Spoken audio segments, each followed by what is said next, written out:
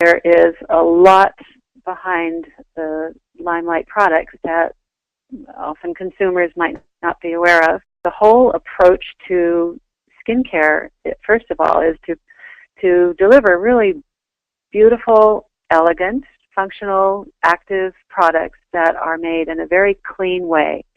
And when I say clean, I mean in a way that is not only sustainable to the environments where they're produced, but also that is something that it won't deliver any kinds of damaging ingredients to the person who's using them and or the environment in which they're used. So things that go down the drain, things that end up in our ocean, things that end up with millions of people start using these ingredients that, you know, we all use, like silicones, and you've seen over the years things showing up in fish, the polyethylene beads that people use for exfoliants. You know, we've avoided those entirely. Working with really natural ingredients, you can produce a very active, very elegant skincare product. Dream Clean, featuring aloe vera, that's the primary ingredient, and then the water phase of the product it's an ingredient that we get in a freeze-dried form, which is the purest, most potent form of it, and that's what they use in burn victims that need to be treated post-burn to help heal and prevent scarring. So it's a very, very high-end, kind of clean, sterile ingredient. And as you know, we don't use anything that has any preservatives that are in the raw material that are not at least approvable for certification of natural and organic products. So this doesn't need any preservatives in the aloe vera juice, where if you just bought straight aloe vera juice, you'd have to have some preservative in it. So it's a really expensive form of aloe vera, and very potent form too. And the constituents that are the key constituents for soothing and repairing skin damage are, again, quantified and standardized. After that, we have the surfactants that are very mild and gentle to the skin, that don't strip the skin lipid barrier. That's the cocoa glucoside, the sodium cocoyl glutamate, and the sodium lauryl lactylate. Those are the foaming ingredients in the product, and they're all made with water processes with non-GMO plant materials, corn, sugar, coconut, but they're harvested and processed in a sustainable way. So there are two ways of processing surfactants, and one of them involves petrochemical processing, where you're using solvents and bleaching agents and things like that, where they're made in France and Germany, where the environmental rules are very, very strict about how people do these kinds of things, and they're also strict about genetically modified ingredients too. They don't allow them.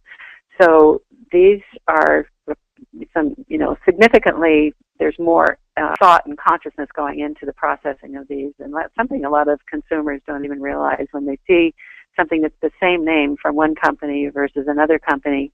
It could be cocoa glucoside, and then that's the water process, or there's cocoa glucoside, and that's the petrochemical process. They both exist out there in foaming products, but this one is a very well-done product, a really, really well-made ingredient. And then there are no residues either in that ingredient that would contaminate the product. TCA, glycerol oleate, is a refatting agent. So when you use surfactants on your skin, naturally they break up the dirt and the soil that you have on your skin, makeup and anything that, environmental pollution, those kinds of things. Well, the glycerol oleate is a refatting agent that helps restore the lipid balance on your skin and maintain it. So you're not stripping your skin away, because when you do strip your skin away, then your oil glands tend to overproduce oil and your skin gets greasy and oily. So it's really a good balancing, regulating kind of ingredient for the skin. We have an algae extract in there. That's the Spirulina platensis algae extract, and that's something that has a lot of antioxidant protection in it. You've probably heard of spirulina. Very lovely active ingredient on the skin. Camellia sinensis, which is the white tea extract, another one that's very good for antioxidant protection. And these are particularly nice to put in a cleanser, because usually in cleansers you think of them as just something you wash your face with, but I like to have something in there that actually the skin can benefit from in a very quick time, because you don't leave it on your skin, you rinse it away. yet this is something that will penetrate the skin very quickly. It's water-based ingredient, so it goes in nicely, and it kind of helps eliminate any potential redness and irritation that you might have from a cleanser, a foaming cleanser. The Sapindus mucorosi is the soapberry that is something that's been used for centuries.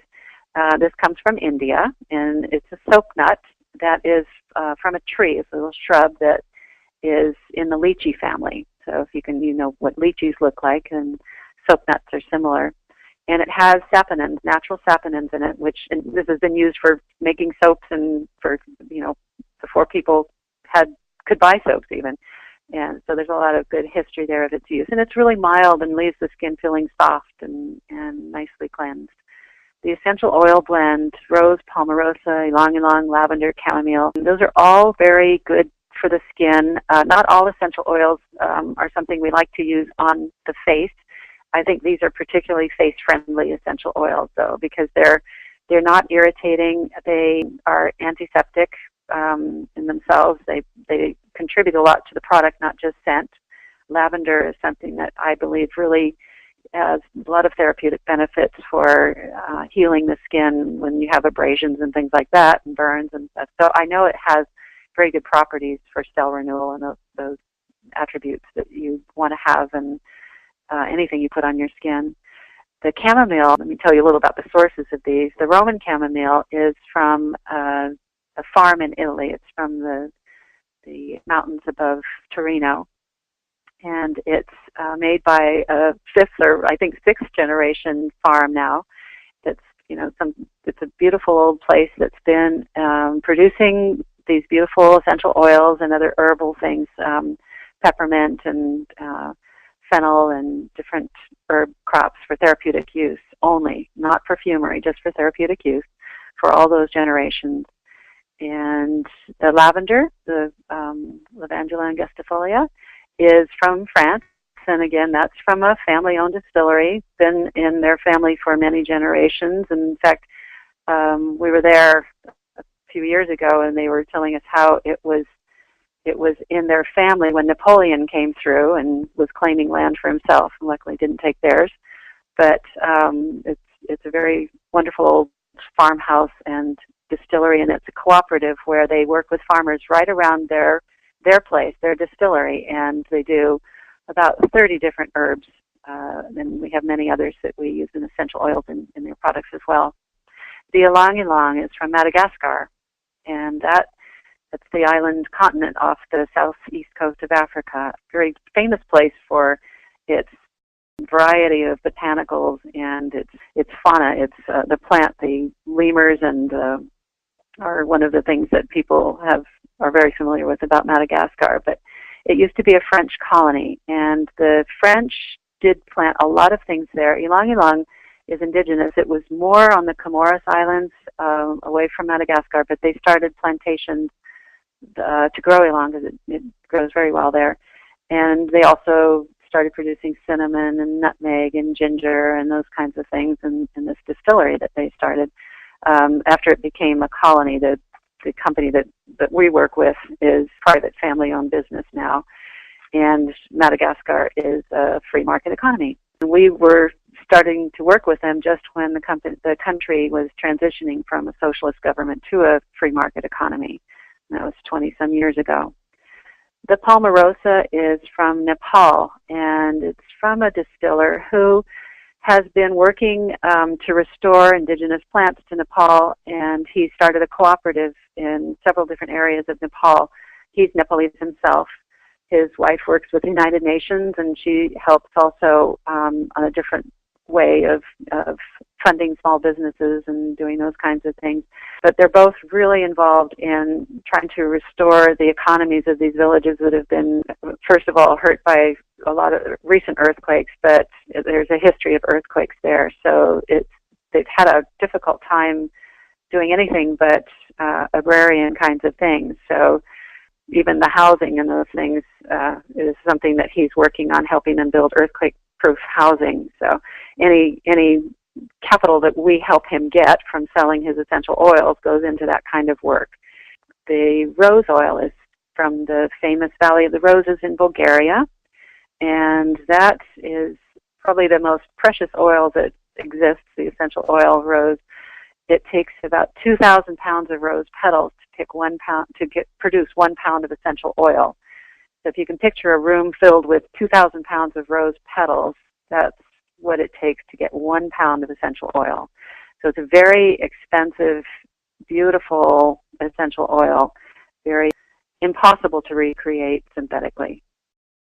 When people buy a bottle of Dream Clean foaming cleanser, they are buying not just the product to clean their face, but they're supporting people all over the world who are growing things and working with the villages around them in an environmentally sensitive way. They're doing things sustainably in Nepal, in Bulgaria, supporting small family farms and helping sustain those kinds of businesses.